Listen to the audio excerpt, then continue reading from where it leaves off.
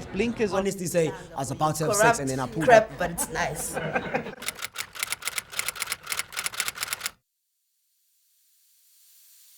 Hi everyone, my name is Ramondo Lessing, 16-year-old South African parasurfer. I live in Cape Town, Khayelitsha, and I'm a scholar at Young Creole School. Hi, my name is Roxy Davies. I've been surfing for 27 years. I've been coaching surfing for 20 years. And I'm the founder of the Roxy Davies Foundation, and I'm passionate about all things related to the ocean. Hi, my name is Tando. I am 16 years old. I'm a parasurfer. I live in Khayelitsha and I'm a schooler at Young Creole School. Hi, I'm Edwina Masulela, mother of 4, and I'm from Khayelitsha. Hi, my name's Michelle and I am a mom of 4 kids and I am a parasurfer. I'm from Cape Town. My name is Koenga and I'm 16 years old and I am a surfer and I love surfing a lot. When a friend of mine, Ant Smythe, he's a 2 times world parasurfing champion. He's also the US Open champion. He came back home to South Africa and actually said to us, there's this thing around the world called surf therapy, but we're just not doing it in South Africa. And that's how the Roxy Davies Foundation actually started. So it was 2016, and then we formalized it through a non-profit organization in 2019. But we started at the very grassroots here on a little sandy patch at Muizenberg Beach, and it just grew organically. So when I was on the wave my first time, I was screaming. I was literally screaming because there was water in my eyes. I was like, I can't see. And I remember Seth, one of my first coaches when I was in the 6-week program, he was like, Tana, I want to see you open your eyes and all that. So when I was on the wave, it was amazing. It was one of the best experiences ever. And I would say it was that's the one thing that made me so addicted to the water. It's just like that first wave was an adrenaline rush. Yeah. I felt like a superhero. Honestly speaking, I felt like a superhero because a lot of people who are able-bodied can't like actually surf on their own. They always like need assistance from a friend or a person that is there. But hence, as I said, they need assistance. I also had to need assistance, but the very last wave I took in the 6-week program, I actually caught it on myself. That's where the surfing bug bit me to do it more. So I actually felt like I could be a superstar one day. Okay. It's quite embarrassing to watch the first video because I think my mom took the video and I'm like on white water and someone's like behind me pushing it and I'm going like but I managed to stand and I just felt like a superstar. I was like, yeah! And I think it's also because Roxy's kind of trained her volunteers to really cheer you on. So I was like, there! And everyone was like, yay! And I was like, yeah! But I felt so awesome because I was like standing, but obviously it was like this giant like sup.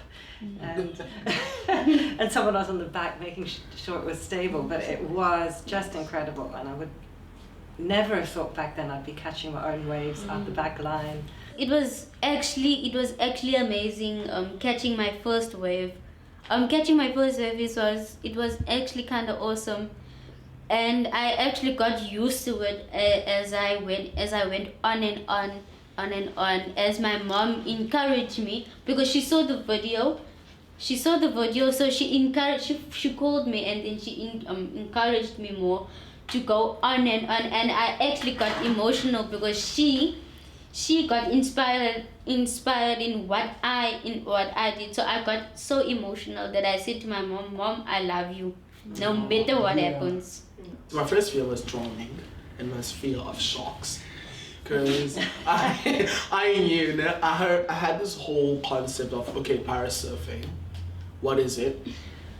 Is it safe? Is it fun? Is it awesome? Is it accommodating to people like me, or people in a wheelchair, or people suffering from spinal injuries, or rehab, or something that's different?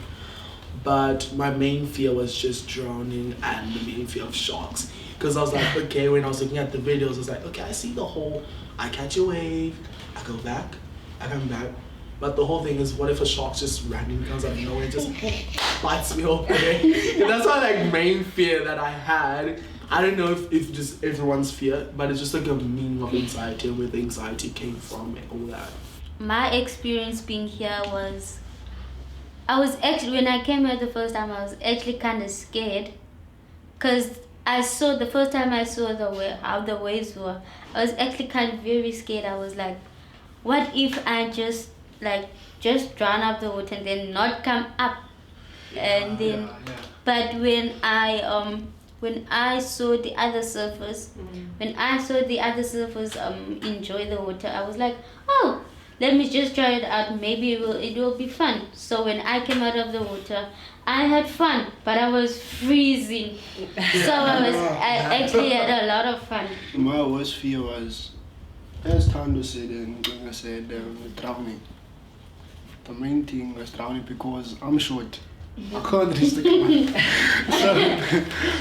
So I had this panic of, if there's no one around me, what would happen? I wear prosthetic legs. So I always had this issue of always having to use the one side more than the other. And with surfing, you're taught that you have to have the balance on the board. And even if you're popping up or whatever, you always have to have balance. You have to. The balance is important. But since starting with surfing, I think was it last year or 2 years ago? 2 years. 2 years ago. Yo! When you're having fun, right? I'm kind of shocked because 2021, right? Yeah. Yes. So my mom has seen it, my doctors have seen it, like, okay, wow, your balance is amazing and that. And looking back, I can definitely say regarding balance and everything else with breathing, because I'm also asthmatic and having sometimes having those little anxiety attacks, the breathing parts being taught by other coaches that breathing is always important. It does always help. So it's not just only about being in the water and surfing, it's always about how it reflects to your life and how you use your lifestyle. Every day, So it's an everyday thing. You always constantly remember, okay, if I'm having an asthma attack, I remember to breathe, just make sure you're calm.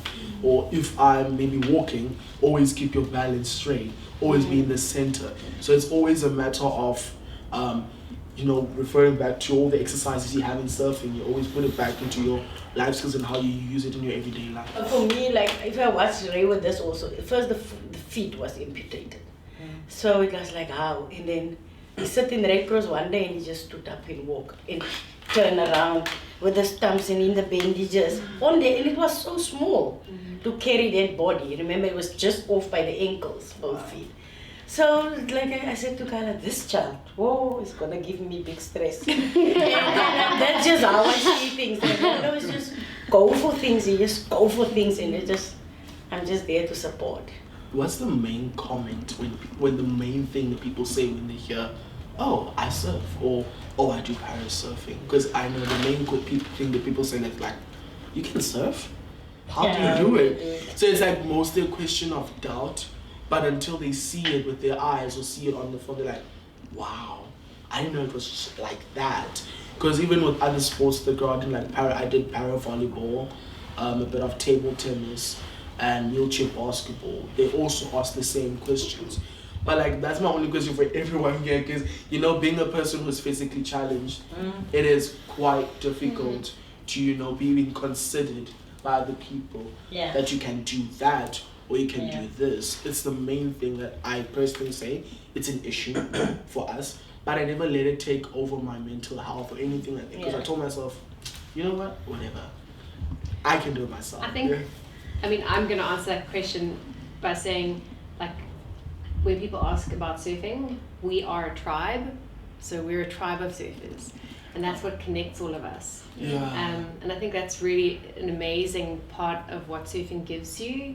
You become automatically part of the tribe, the community. Automatically. And then the other thing is, people don't realize that through surfing, so I've always said surfing's my medicine. There's so much that happens. It might be a physical disability or an intellectual, sensory or cognitive disability, or we may be just challenged with mental health issues, so depression or anxiety or other things that you can't see on the surface. It's an invisible thing. And I think the surfing helps. goes beyond that, everything. So that's where we become a tribe, regardless of our background, our age, our race, our, where we live. It's who we are. And the ocean is that great leveler where it doesn't matter who we are, but we're one tribe. Well, the ocean doesn't care. We all get dumped. Exactly. Yeah. But I'd like to say something in response to what you said, a piece that resonated with me, and it's about how you're viewed as a person with a disability. Because I find as soon as I've got my cane, I'm judged. It's completely, I'm judged very quickly, and people actually challenge me on it, and they're like, wait, why are you using a cane? Like, they want to bust me, it's like, why are you using a cane?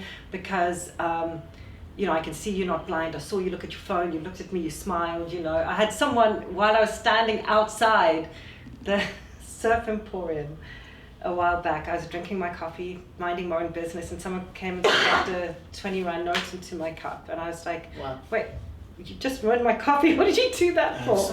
Because they saw me standing with my cane, and so they thought I was probably begging. Exactly.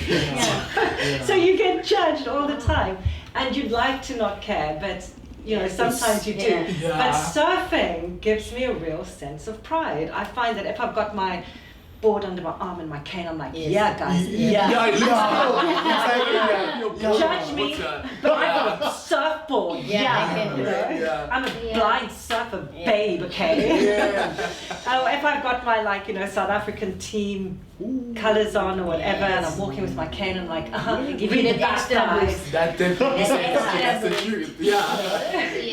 If you see a disabled person, just think of them as if they're just normal people. I think that, but there's always a difference between feeling sorry and wanting to help. There is a difference. We will not gonna like it, Either way, it's not nice. But still, we also have to remember that these people are doing it out of the kindness of their heart. So there are some moments where you're like, are you doing this really to help me, or are you just doing this to just help me, make yourself feel good? And then there's moments where you're like, oh, you're doing this because you actually really care.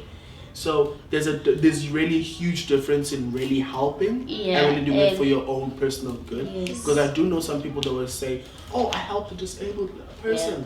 I did something good for the day, and it will make them feel good. They will literally walk off smiling for just bringing you something to yourself, and you'll be like, oh, I actually made someone smile today.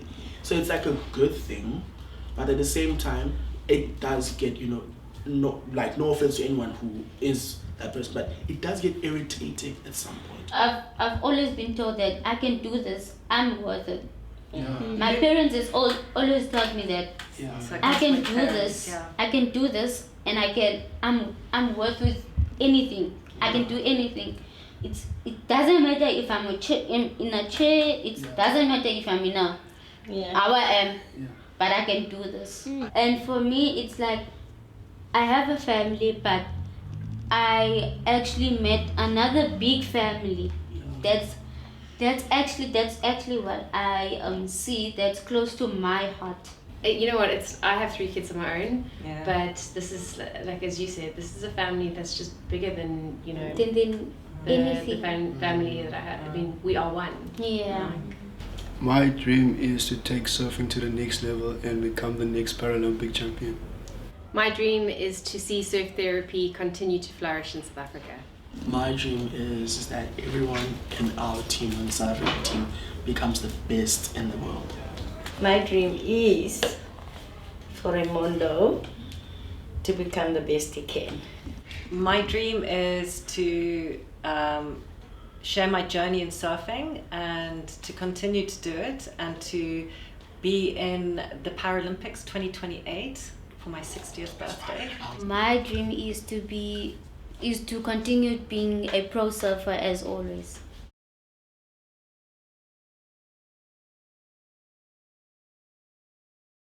Yeah, Z, you should ever sit and talk with people, or else take a walk and create a straight talk. Talk what is nice, it will make you feel stronger. Listen what is right and say what is wrong. You should ever sit and talk with people, or else take a walk and create a straight talk. Talk what is nice, it will make you feel stronger. Listen what is right and say what is wrong.